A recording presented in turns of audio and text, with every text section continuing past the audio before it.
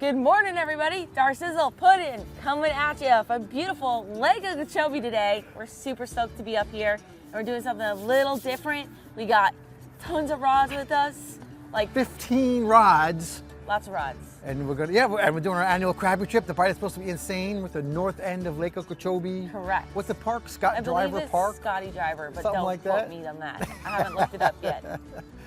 So, all right, we're gonna be minnow fishing, maybe some Yes. jigging, and we'll tell you exactly what we're doing on the way. Let's go. Mostly minnow fishing. Yeah. Yeah. All right, let's do it. Let's do this. Whoa, it's really moving. All right, guys, what's up? Oh yeah. Oh yeah, Brian. My God, Brian. Look at that lunker. Crushing it. All right, guys, my microphone was on mute, so the audio here is all messed up. So I just want to dive in and be clear about where we went fishing, because I want you guys to be able to duplicate this too. So I went in the Kissimmee River, and we saw a ton of boats there. Okay, and we only come here once a year, so we don't really know what we're doing. So we just kind of follow where we've been before and where boats are. All right, so the Kissimmee River was full of boats. We fished there in some deep water for a while. Nobody was catching anything. Okay, so then we went to some venture out to some other spots out in the lake where we usually go, and we usually go come out of the Kissimmee River there, make a right, and kind of go southwest towards this Indian Prairie canal you can see there. And I got a circled area you can see on the map. You're going to see boats, okay? Or just get in there yourself and try and move around and find some different spots. You know, it's not a secret. You're going to see 10 or 20 boats in there. You know, don't go right next to people, but you're going to see everyone's pretty close. So try some different spots, bump around. If it doesn't work, you know, go another couple miles down and find some other spots. It's not brain surgery. I know there's a million other spots. You can go obviously to the east and other places, the Rim Canal. Again, that's not our experience, and again, we don't do this a lot. So that's what we did, and we started catching some fish in this one spot pretty quick. Here I'm just mentioning that these are also called paper mouths, and if you're not careful, you can really rip a hole in their mouths, you know, really quick. Oh, we got one under. Where's this pink one? Where's this pink one from? Stay here. Oh, he took it underneath, way underneath the brush. You're probably gonna lose him. No. Nice job, Brian. Flip him. Flip him. Don't let him get under. Don't let him get under. Don't let him get under. No. Oh my gosh. Sick. Another nice one. That was amazing. I don't know how you caught him. Okay, so you can see we got all different rods. We got Mr. Crappie rods. We got Star Wars rods. I got stuff all over the lens. Everything works. Let's. I'm out of the sun again. Is that a big hook? No, little hook. All right. So that's 5. And the limit, they gotta be 10 inches full total length, I think. Check your rigs where you live. Limit is 25. I don't know. We can get 10 to 15 for me now, that'll be fine. You don't need 25 crappie. Hey, they're starting to chew, man. Nice. That's the smallest one, but I'll take it. I'll take it. Brian's catching the slabs. There he is. They got me in the Wrong sun, side. So they gotta get me in the sun. Yeah, we gotta flip. It's not my fault the fish ate on this non-sun side. Nice. There he is. All right. Beautiful Yeah, fish. It's definitely gonna keep. Oh yeah. Yeah. All right. All right, we're filling up that Hair Club cooler. It's awesome. We got a lot of people fishing right next to us. Literally, that was literally 2 seconds, 2 minutes after the last fish. We didn't run down at the time. These fish smell. That's me. No, it's the fish. They remind me of something. I'm trying to like put. Okeechobee swamp water. Yeah. Alligators. Yeah. Let him eat it. Let him eat it. Let him eat it. I don't know. There we go. We got something. Nice. We got our net, so it's very dangerous. I think it's okay with minnows. When you're jig fishing, it's a different story. But that might be a keeper. It's close. Brian only catches the monsters. Yeah, he might be too small. Yeah. Little meat on that dude. All right, nice though. That was an instant hookup. Let me get another bait and show you exactly how we're doing this. All right, so about half an hour, we didn't catch any fish at the other location. Got those 5 or 6 nice keeper fish, which is awesome. But as the sun gets up and it gets hotter, crappie like to hide in the vegetation. So we are making a putt-putt, little move over, a couple 100 yards away to another spot where we think might be a good spot for crappie to hide. This looks kind of good. Nice, let's get set up. Whoa, this is thick vegetation. Good. Extra thick. Hopefully there's a spot to put baits. All right. One guy I went fishing with once who actually does a really good job, and if you want to go on a charter, what's his name? Rob Ward. Yes. Okay, Fisheries. He's like the man out here, and he kind of taught us that when the sun gets higher, the crappie go want to get the shade, so that's more cover. So during the hotter day, they move into the cover. So we're going to try that system, see what happens. If you want to go on a crappie tour, SK Fisheries, Captain Rob Ward, he's the best out here. Yes, we made a video with him too. Yeah, and you see here we also have seal sizzle. We also have some opportunity to put some in the open water on the back, and we can put it in the shade in the front. Nice work. Not a monster, but definitely a keeper. We got, whoa. That's a catfish. That's a bowfin, isn't it? No, monster catfish. Don't break it. We're only using 10-pound tests. Ryan's still catching the biggest fish. Look at that thing. I just saw the bobber first. That's definitely our biggest catfish in Okeechobee. Oh yeah, that's nice. Woohoo! Looking for crappie, but we'll take that. There's Brian's catfish. Nice. I'm not sure what kind is that. Do you know? But I know you can eat them because I've eaten this fish before. Oh yeah. That's excellent. Awesome. All right, let's get him in the cooler. All right, we got a mixture of different rods with us today, like all different types of stuff, like cheap Walmart rods. We got a couple crappie rods, like specific crappie rods from Mr. Crappie, but we don't go out here all the time. So today I'm just gonna show you exactly what we're using and how we're catching these crappie, starting with the hook. This is a size 8 Arbidine hook. You tackle down to get bites. That's a general rule of thumb. We also have size 4s out too, a couple of those, but we noticed that we're getting bites all on the smaller hook, size 8 Arbidine. This is tied with the uni knot to 10-pound fluorocarbon leader. You can go lighter as well. I think we might go lighter here soon to try and get some more bites. That's a good idea, 6. Yes, because we usually use 6. And then above the hook, I would say 4 to 6 inches above it, you put a split shot on there. And we have a heavier split shot today so we can get the baits a little bit further down. That helps the bait get down to where the fish are sitting. And then we've got our sliding bobber attached on there. And the sliding bobber goes through both of those eyes on the black pieces of the bobber. And then it'll go up to where you stop it with a bobber stopper. And on this one, we've got a little black bead you can see there. That's gonna stop the bobber where we want it to stop. So that way you're able to adjust the depths you're fishing. It says I'm fishing in 3 foot of water here. So I'm gonna make sure I adjust this bobber so the bait is sitting about a foot off the bottom. That's exactly where you want your bait. So something like that, and let's get a bait right on there. And you can also see my setup here. This is just a Daiwa rod paired, ow! I just really hooked myself with that tiny hook. Tiny hook jab you. Yes. Ah! All right, there we go. Paired with the Akuma spinning reel.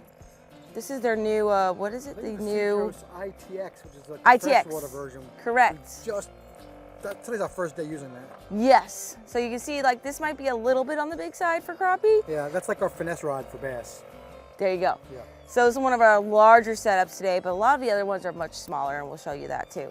All right, now let's get a minnow put on. While we do that, we got our minnow here. You just gotta be super careful with it because like the fragilest, tiniest bait ever. You take the Arbidine hook and you run it through the chin and then up through one of their nostrils, just like so. Okay. And set them out. Now this is the tricky part. You reel it up as much as you can with your bobber stopper, and then you're gonna drop it in a hole. So I have it like up at my rod tip. Then put it like right there. And then you open your bail and it slides all the way down to your bobber stopper, and now you're fishing. We are setting up our 15 rods to do some river fishing, or do some river fishing, I guess deep water fishing you could say. We are in the Kissimmee River just right at the mouth here, and you can see everyone behind me.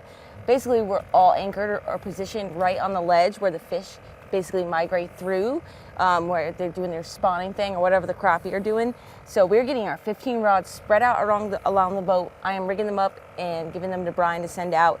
And right now I am going to tackle down like we talked about earlier. So now I'm gonna put on 6-pound test. Very light. We just had 10 out.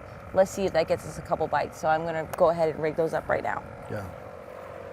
We figured in the heat of the day, the fish are gonna go either deep cover or deep water. Yes. And of course, it's like everybody fishes. There's freaking 20 boats here, so everyone's here. They know more than we do. They do. And they're here every day. General fishing principles means they go deep, so here we are. So we'll see what happens. But I'm happy we got dinner, so I don't care. You know, how many crappie do we're you not eat? out here looking to kill every fish that swims. And we've seen a lot of fans. It's been really nice. Everyone said hello today. Really appreciate it. Yes, yes. Oh, and I will point out. Everybody's sweet. This is really nice today. I know Darcy doesn't think it's a big deal because she's super famous, but I'm not as famous as she is. We're in fast break, and some dude comes up to Darcy.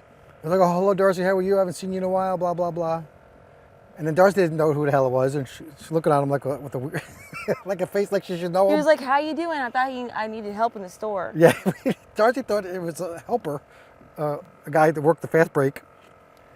It was Scott Martin being being a gentleman, being very nice. Yes. So we ran into Scott at the place. When we only see these people, you know, at ICAST and every couple of years. So anyway, so that was really nice. Anyway, Scott Martin comes up to Darcy. That's how we roll. Anyway, thanks, Scott. And of course, his daughter and the whole family is just wonderful. So thanks a lot. Yes. So I just want to point that out because, you know, we talk a lot about female anglers and, you know, they don't get a lot of respect sometimes. And Scott went out of his way to say hello. And that's a class act, so thank you. What do you want me to get? Anything? No. You got a crappie, Brian. I know. A baby. Baby. A little baby. Not having much luck here. Not like everybody else is either, but see what happens. We caught a bluegill and a crappie. Gotta put in your time. Gotta put in your time. What's it all about? Little baby. They're not the hardiest fish in the world. You gotta get them back in the water pretty quick. All right, we got our 2 biggest crappie right here. I'm going to show you 2 different methods of filleting the crappie, sac-a-lait, what are all the other names? Specks. What? Specks. Specks. All those good names. Perch, even sometimes people call them. There's someone like a I don't bass even name know. too, like White spotted bass? I don't Something? even know. Yeah, so speckled, whatever. Okay, anyhow. So let's just dive right into this. We got 2 of the largest ones Brian caught. I know he caught this lunker right here. That's definitely a slab. That's a nice fish. So let's show you the first method. We're gonna be using my Darcizzle knives today. Where to find the Darcizzle knives? The only place you can find these are on Amazon or on the Smith website, smithproducts.com, and you use the promo code on their website to save money and get free shipping. That's where you find these knives. So let me show you how to use the larger 8-inch curved Darcizzle fillet knife, and we're gonna fillet this crappie like everyone would fillet a crappie. Crappie. I know, there's all different terms to say it. So, in order to fillet this fish, what you guys usually do is make a cut in there, and we're just gonna make a nice cut all the way up into the head like so, and then literally cut down into the rib cage, turn your knife around. This is where a sharp blade comes in, and I totally get this method. I totally get going all the way down, go into the tail, and you got all that rib meat there, keep it attached, use the same exact knife, and slab it off. And because the limit, at least here in Florida, is 25 fish per person, that's a lot of fish. That's a lot of fish to fillet, so I get flipping it over and doing all that. But you see this method here, how we just cut through those bones? That's just gonna dull your blade even faster. But look at that fish. That fish was full of eggs. Definitely spawning. So now we're just gonna go in there and we're gonna cut that rib cage out. Looks like a lot of that bottom part's wasted right there. So that's the whole rib cage section. So we got our nice little fillet right there. Now, let me show you how I like to do it. And this is exactly why I like to do it. Number one, I do not have 25 fish to fillet today. We usually never do. Brian and I, don't need a lot of fish. So I'm going to use my smaller 6-inch curved fillet knife.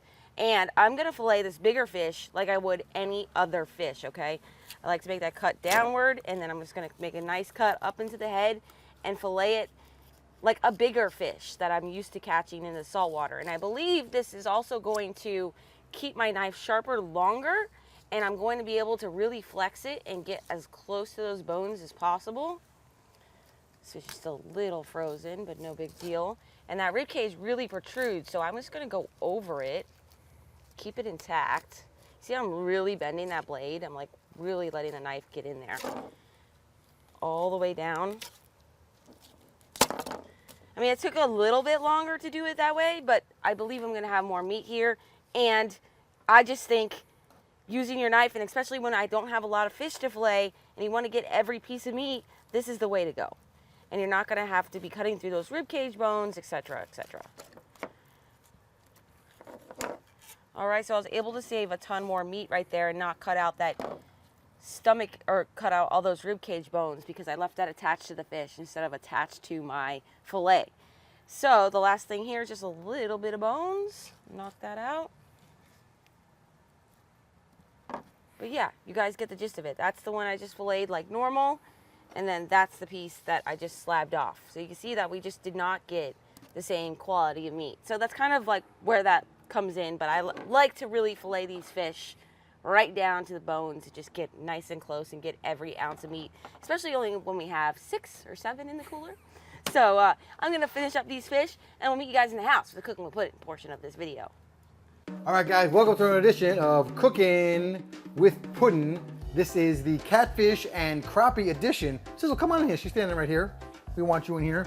So I didn't want to bore you guys with the details, but I like to coat it in mustard. It gives a nice, like, kind of spicy taste to it.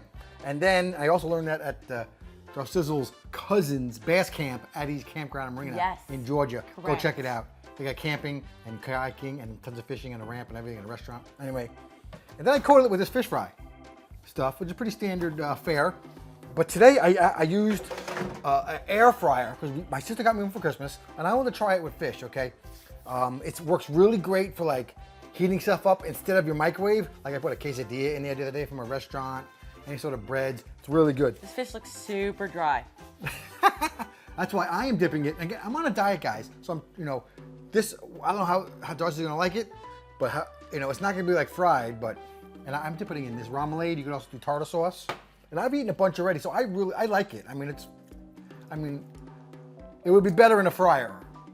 Okay, but it's also would be 1,000 more calories. Yeah, maybe next time, like, cook the fish without no breading in the air fryer. Really? That's not fried. Then why would you fry it like that? I don't know if you guys can like see this, but it's like uber dry. And it literally tastes like the stuff out of the box, like straight out of the box. Like, sorry, Brian, but this, I don't really like this. I know what you mean. I really don't like this. It's, I mean, the fish is good, but like this coating stuff on there, it's, I don't know, it doesn't taste right. Diet food's not supposed to taste good, so I've been eating. You're also not dipping it in anything. I think Diet you food's put tartar not sauce supposed on to it. taste good. What? There's plenty of awesome diet foods. Oh, I put some tartar sauce on it. All right, so I think for Darcizzle that might be a fail. This is like a fail. All right, I'm so sorry. for me, I don't think I ever say and that if you're about trying to lose fish. a little weight, I think it's a good compromise, personally. So that's about it, guys. Thanks for joining us on today's adventure. Do not recommend that. Brian recommends that. I do not. Good for the diet. But until our next one, follow your dreams and keep on catching. Where's the beer? Oh, He's slacking over here. I stink. What the heck?